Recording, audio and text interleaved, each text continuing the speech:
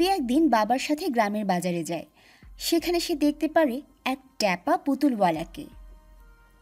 পুতুল নেবেন ভাই? পুতুল, ট্যাপা পুতুল, সুন্দর সুন্দর পুতুল, লাল নীল হলুদ নানা রঙের পুতুল। বাবা, ও বাবা, দেখো কি সুন্দর সুন্দর পুতুল, আমিও ট্যাপা পুতুল নেব, কিনে দাও না বাবা একটা পুতুল। আরে আরে, ঠিক আছে ঠিক আছে, কিনে দেব তো। চল দেখি কোথায় সেই পুতুলওয়ালা।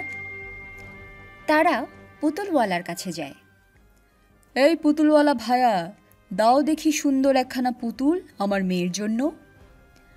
পুতুলওয়ালা তখন তার ভাঁড়ের ভেতর থেকে কাপড়ে মোড়ানো সুন্দর একখানা পুতুল বের করে দেয়।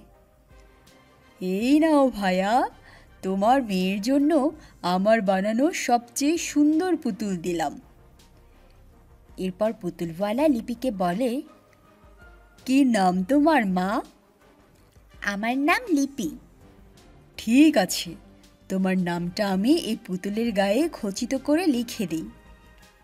ঠিক আছে, তাই দিই।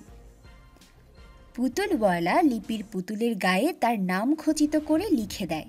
লিপির বাবা পুতুলের টাকা চুকিয়ে দিয়ে লিপিকে নিয়ে বাড়িতে আসে। একদিন লিপিদের বাড়িতে আসে তার বন্ধু কবির। কিরে লিপি, কি করিস? এই তো আমার ট্যাপা পুতুলটা দিয়ে খেলছিলাম কবির, দেখ সুন্দর না পুতুলটা? বাহ, বেশ তো, এমন পুতুল আমি আগে দেখিনি লিপি।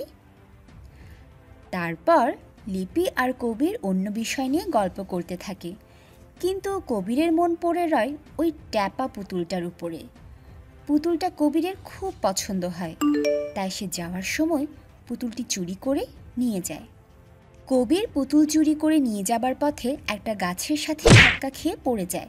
তখন সেই সুন্দর ট্যাপা পুতুলটা তার হাত থেকে পড়ে ভেঙে দুভাগ হয়ে যায়। পুতুলটা ভেঙে যাওয়ার সাথে সাথে তার ভেতর থেকে বেরিয়ে আসে এক মস্ত বড় পেতনি। পেতনি কবিরের সামনে এলে কবির ভয় পেয়ে যায়। কে কে তুমি?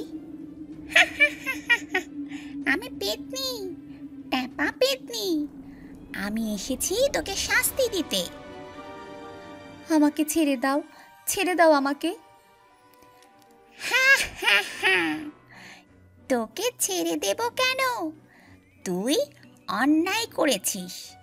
এই পুতুল লিপির ছিল, তুই তাকে না বলে চুরি করে নিয়ে এসেছিস এটা।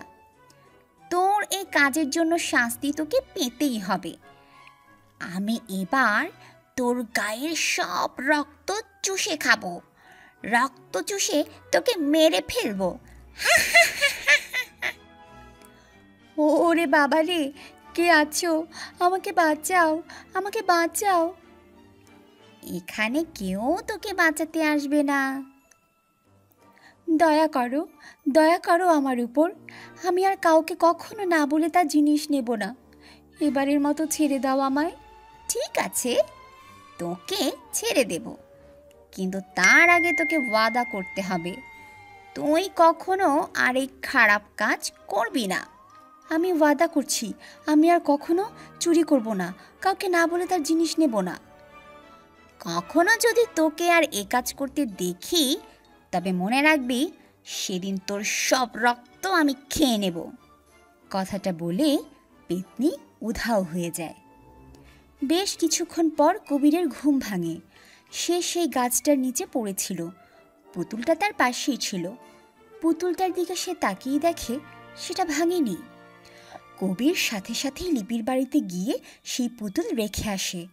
এরপর আর কখনো কাউকে না জানিয়ে তার জিনিস নেয়নি সে।